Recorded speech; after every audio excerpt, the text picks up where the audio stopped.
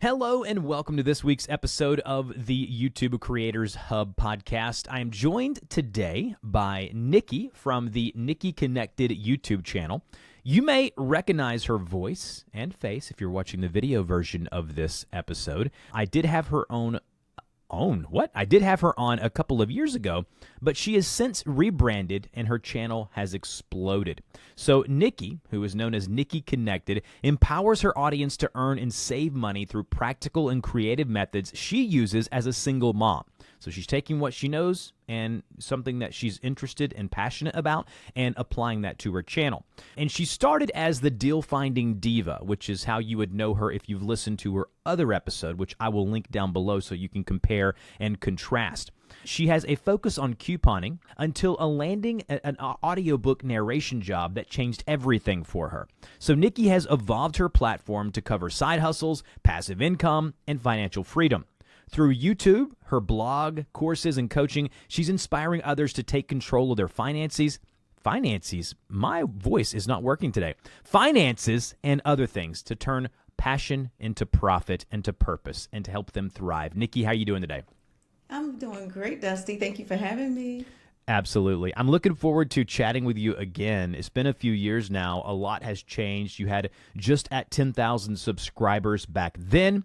Now you have almost 63,000. You did a full rebrand. You pivoted. Tell us what's been going on, the reason why you did it, and the things that you've learned through that process. Yeah, so basically the pandemic changed everything. When I was doing Deal Finding Diva, my focus was just purely couponing, and really I didn't look at it as a business model. But after the pandemic happened, or should I say during the pandemic, when I was stuck in the house and doing different side hustles, I decided, you know what, let me just share some of this stuff on my channel. And from there, people just became more and more interested. And the turning point was especially during my audiobook narration debut, because I actually was watching YouTube trying to find yet another side hustle as a single mom. And I came across a video that talked about how to make money by reading books. And it was about audiobook narration. So I just dove right in and did an audition and landed my first audition, no experience, and I got a contract. So I actually went back to that original channel, thanked the creator for posting the video because I wouldn't have gotten my contract otherwise. And from there, I didn't realize so many people would have so much attention onto my comment, basically. What that did was it brought people over to my channel because they wanted to know, what does she sound like?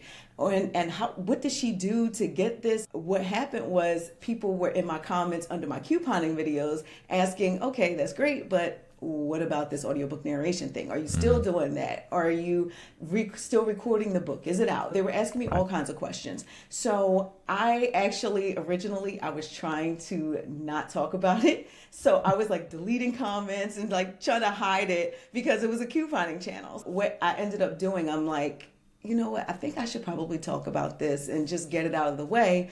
And what that did is it sparked even more interest. So then from there, long story short, it spun into people want to know other ways of making money, because I also use different apps that can earn money and gift cards and things like that. People started asking me more and more ways to make money. So I focused the channel more on that.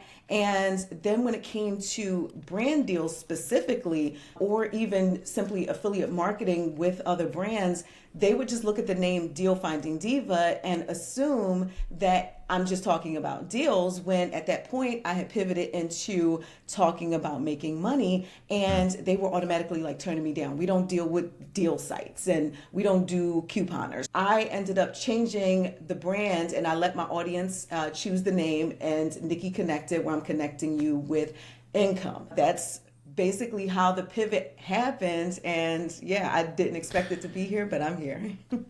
I love it. Now, I got a couple of follow-up questions. The first one being, why did you decide to continue on an already current channel as opposed to what some people recommend, and that is to launch a new channel? What made you decide to go that route? And did you even think about the other way? I actually never even thought about the other way, but just immediately my thought about that is when people were coming over to the channel, it automatically started connecting my channel to that original video that I had saw about the audiobook narration. So at that point, I started getting a lot of her viewers and getting thousands of views when I was not used to that at all. So I'm like, I want them to continue to filter over here. So basically my channel was connected to that other channel, was being suggested by that other channel a lot. And you didn't see any negative effects of doing the full pivot. Was there a transition process? Did you see a slow burn, or how did that process work when you started transitioning away from the couponing side of things to go to the financial freedom and helping people find financial freedom the way that you're doing now? Yeah, so the impact that I had, and I still do see to this day, is I have segmented audiences. So I have an audience of people that want to know about audiobook narration and can afford my large course. And then I have the other segment that is more of the original audience, which are people that are dealing with the struggling economy. And I can't afford a large course, but I want to know how I can either earn some additional income or get cash back on my grocery shopping, things like that. So I do have segmented audiences. And with that, I still try to balance them. And of course, I have my playlist to help balance it, but I do integrate various videos. So I still talk about making money as well as saving money. And I just integrate it I combine them basically as I talk about money. I connect you with income and ways to save money. So I vaguely remember what the old channel looked like when I talked with you a few years ago. The rebrand looks amazing. I can tell that you've put a lot of work into it. Your thumbnails are all streamlined. They got a specific brand to them to where, hey, that's a Nikki Connected video when you see them. Can you walk us through the process of what did you do? Did you hire people to do certain aspects of the channel rebrand from start to finish? What were your kind of thought processes, and how did you get to the final result? I did it all by myself. And it's a struggle. Even to this day, I wonder, is what I'm doing, is that the right way to do it? Of course, I listen to your podcast every week, every Friday morning, and I learned a lot from what other creators go through, but when it comes down to it, I just try to go with the flow, and I also listen to what my audience hears or is telling me. But also I'm not somebody that dives really deep into the analytics, but I do pay attention to things, especially like the click-through rate. And I realized that once I started doing like the more colorful thumbnails, my click-through rate went up higher.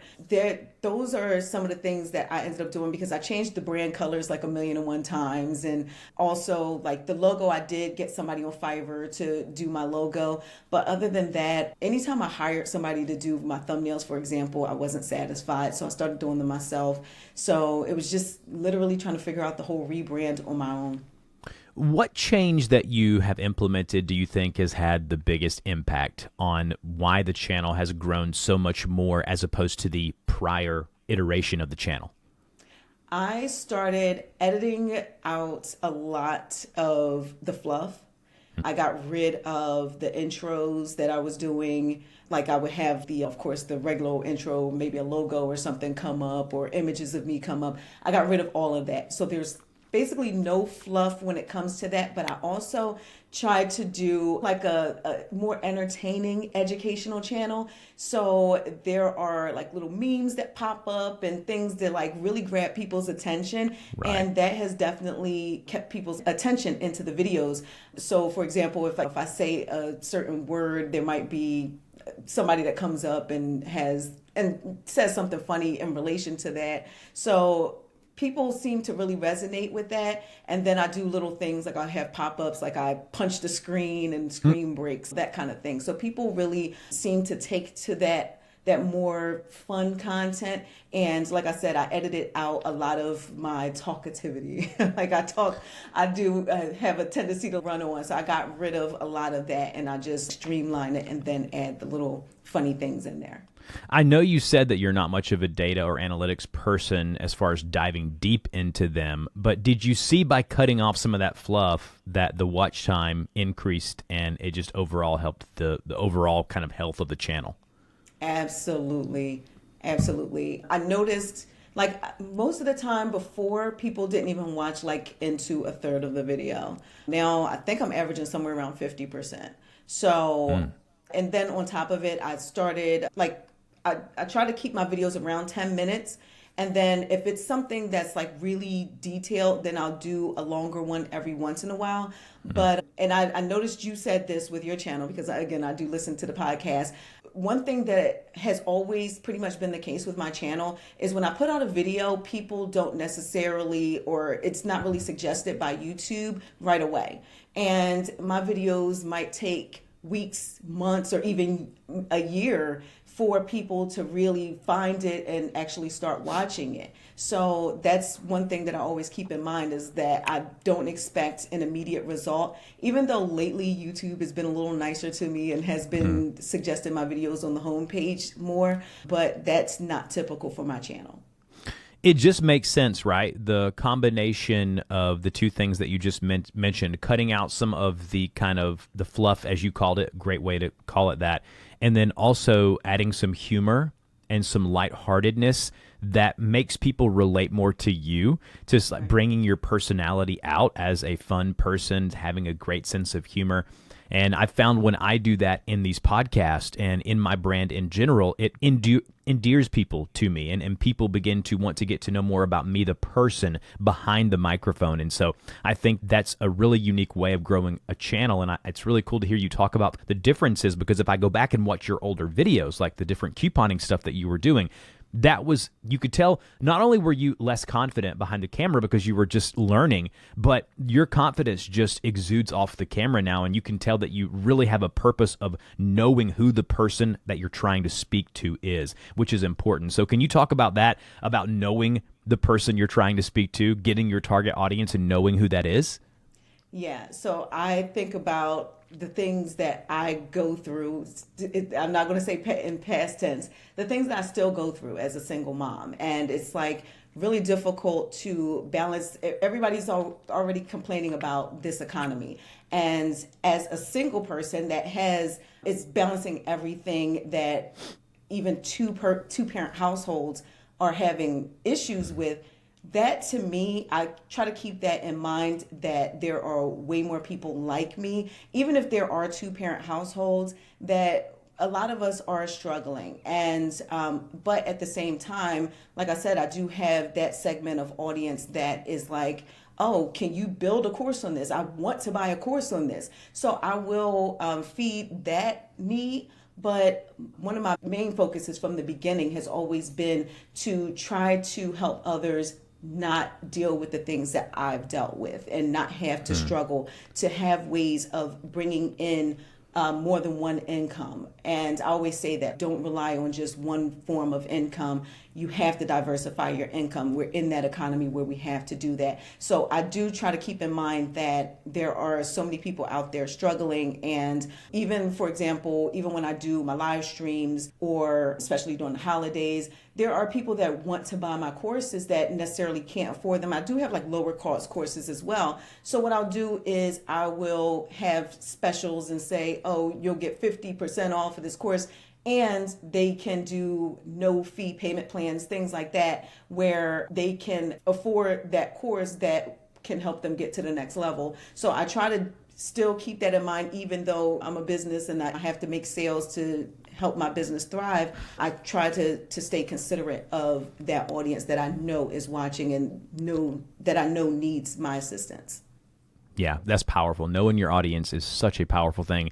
And it's such a superpower for a creator once they know that, once they internally on a piece of paper or digitally write down who that target person is. Man, there's so much freedom that comes with knowing that. And when you're recording and getting ideas for your videos, that's great. Now, before we get into monetization and how you're making money now from the channel, which I do want to talk about in depth, I made a note here of something you mentioned early on. One of the things that you did is you commented on a creator's video. Can you just speak on that and the power of that? And do you think that is a valid strategy of gaining attention and traction, of being active in others' communities that are like-minded individuals? Absolutely. And the thing is, when I did it, I didn't think much of it, but I heard later on, and I started implementing this more in the beginning after I had that success that one time. One thing that I heard was, if there are larger creators, maybe in your niche, turn on your notifications for their channel and go and support, drop a comment on their channel. And especially if it's a meaningful comment, if they have helped you, let them know. I know personally as a creator, it helps motivate me to know that the content that I am taking all these hours to produce is helping somebody. So even simply turning on your notifications so you can find out as soon as they drop a video so that your comment is near the top. That way, if you leave that comment, then there's more of a chance of people noticing your comment and then maybe even coming over to your channel, especially if you have a good thumbnail, like a profile pic. So people will be interested or have a higher chance of clicking on your channel if you look interesting, if you have an interesting name, things like that, and you're making this powerful comment. Yeah. Yeah, that is powerful. Good stuff. Thank you for answering that. I thought that was just a really good nugget that you mentioned early on. Let's talk about making money. You're helping people save money, but you're hoping to make money, right? That's the whole point. I've noticed you got a rebrand of the website. You've got your courses. Break down all of your, I call them buckets. You can call them whatever you want. Break down all the different ways that you make money and give us an average of kind of what's coming from the channel. Okay, most of my money comes from my courses. When I first started out, I started out as a blogger. So I had my website, and so for years I had been building on that. So I have blog posts about things like audiobook narration or even apps that I'm using to make money. And what I'll do is I'll put either affiliate links in there. I can sell my courses and products in there. So I would say one of the driving forces is definitely my blog and having that platform bring in customers. But the YouTube channel, that is a little iffy because I don't know if you heard about it, but YouTube doesn't call it a glitch, but there was an issue of invalid traffic that a lot of us were hit with. And it took away 90% of my YouTube ad revenue. And that had been since April of last year. So it was about a year and a half, and it's finally just started balancing out again or going back up to what that was previously or somewhere close to it. And so that was close to a year and a half of barely making any revenue from YouTube. So that I barely even count. But yeah, definitely my courses from various methods. So not only do I talk about my courses on my blog, but I also, of course, talk about them on my YouTube channel. So I still, even though I wasn't putting out as many videos as I did before when the ad revenue was like really flowing, I still do make sure that whenever I post a video, I'm doing something that can drive some kind of revenue, whether it's mentioning a product that I'm using, that I'm affiliated with, or one of my courses or an ebook, something like that. Most of that I would say it's a combination between the YouTube channel and the blog to bring that in, but definitely the courses are the highest. And then I would say affiliate marketing is my second largest income stream, and then probably the YouTube monetization at this point. And so I know you do coaching as well. How much do your courses cost? How much coaching do you do throughout the week? And I would assume a large portion of this stuff comes from the YouTube channel funneling into your services page. Absolutely. So the coaching, I don't do that much of it separately, but my largest course is called the Audiobook Blueprint, and I walk people through start to finish how to become an audiobook narrator, different ways that I learned to boost the income as an audiobook narrator. So that course is a $400 course. And the thing is, I integrate, especially during certain times of the year, I will allow or provide free coaching on top of that. So that's integrated into the course. That's where most of my coaching experience comes from. But yeah, outside of that, I would say definitely what drives that is the YouTube channel. And it's really weird how, like, the Audiobook Blueprint, like I said, is my largest course, but then I have all of my other courses, they're actually on my blog. And is the reason why I say it's a little strange is because with YouTube, if we're going to sell our courses directly through YouTube, you have to have a Shopify store. So that's the way that I drive sales there, because I have a Thinkific course with that. But on my blog, I have WooCommerce, and all of my courses go through Tutor LMS. So these aren't Thinkific courses. So basically, I'm completely owning that platform and have full control over those courses and the pricing and the whole store, all of that, but I can't connect those to my YouTube channel. So it's like I had to separate the audiobook blueprint from all the rest of my courses, and I house all my courses, all the rest of them, on my blog, nikkiconnected.com. So it's really weird. I wish there was a better way to them together so that they're all on one cohesive platform, but I'm still trying to figure that out.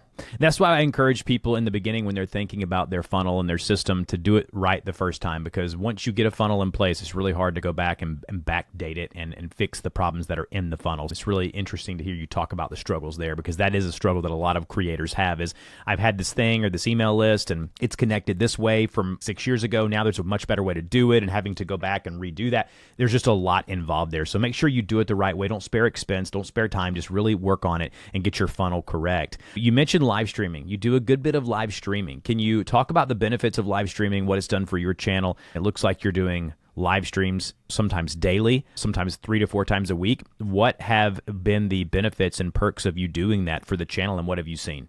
So with the live streams, I really enjoy doing the live streams because I get to tap directly into my audience.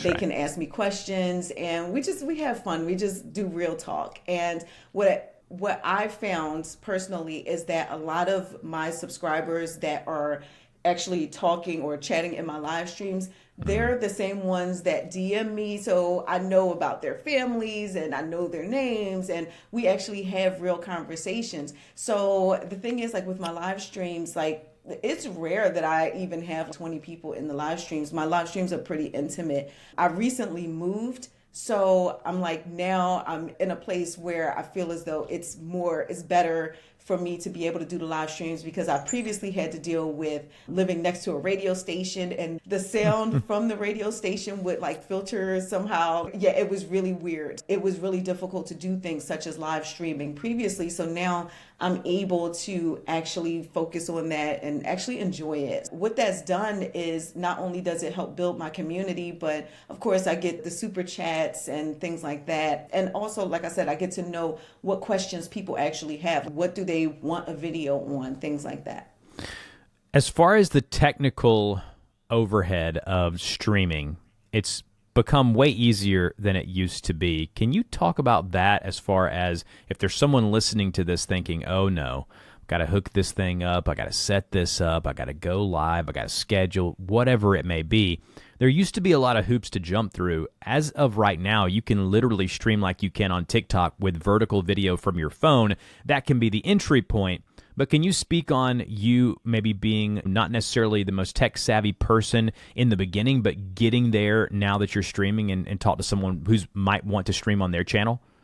Yeah, absolutely. A lot of times on YouTube, I will use Restream, so that platform just makes it a lot easier for me, so I can link my products, especially when I have sales. Like I can bring up a QR code where people can scan it right there on the screen. It looks more professional. I'm able to have videos integrated, things like that. But what I noticed is it's also easier, and my audience actually seems to really like when I do the vertical video streams. Like I'll just go live from my phone, just impromptu. I just did it last night, and I don't have to worry about the setup. And I'll have my ring light. Like last night, I was just bored and was unpacking and doing these kinds of things. So I had just gotten a food box delivery. So I'm like, let me just talk about it and also have some money talk with my audience, some intimate talk. And I just streamed from my kitchen from my phone. I do it both ways, where I do to sit down and I have the whole light set up and things,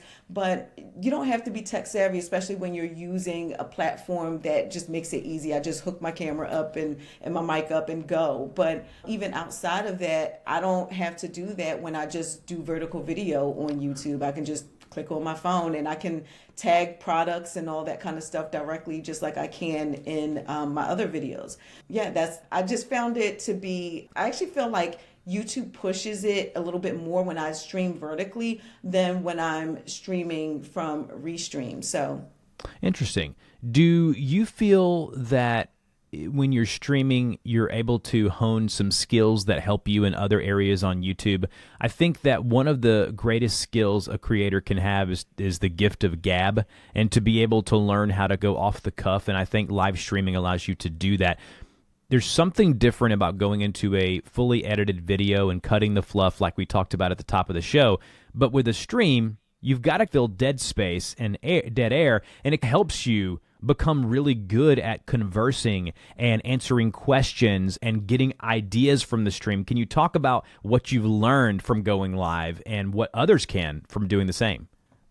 Yeah, definitely. So I always try to make sure that things are set for me to do it. Like I said, I'm a single mom. I have to warn my daughter. She's a teenager now. She's 14. So I have to let her know, listen, I'm going to live stream because she likes to play games and scream and yell and giggle with her friends when she's playing her games. So I have to make sure that the distractions are at a minimal.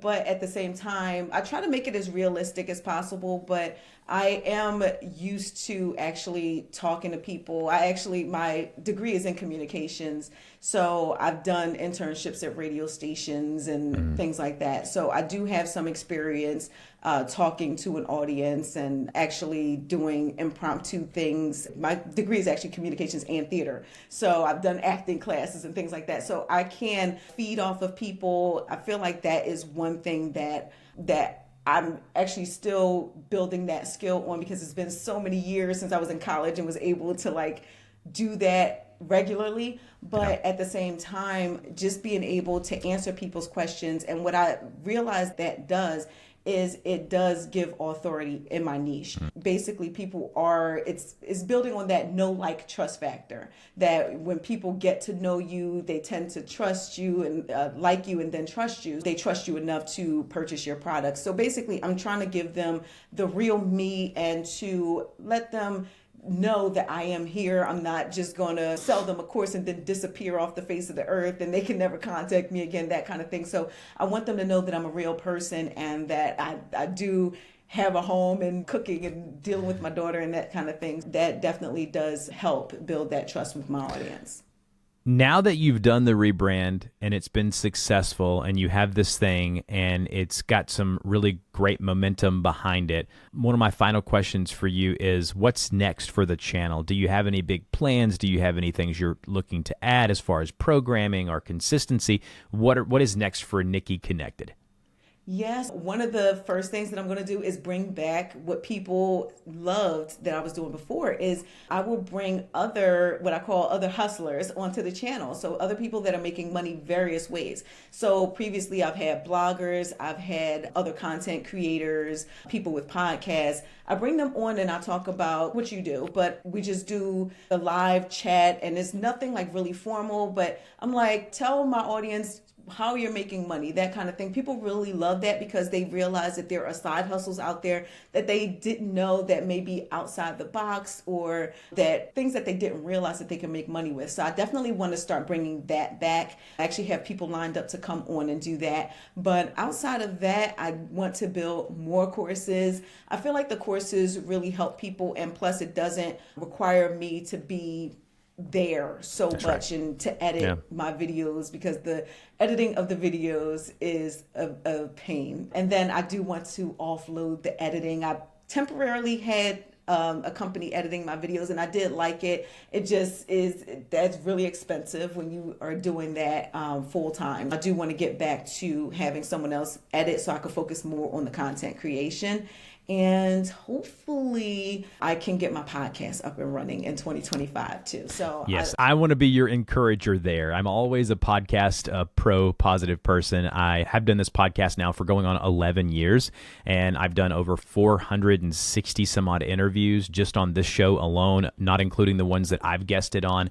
And I can tell you that nothing has been a bigger boon for my business than a podcast. And so if your niche and your space is fitting for a podcast, I would encourage you to at least challenge, try it, and stick with it. I tell people for at least a year.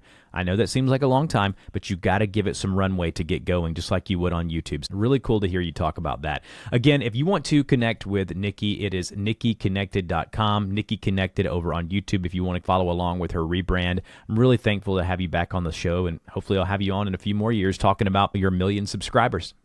Thank you so much, Dusty. It was good seeing you again.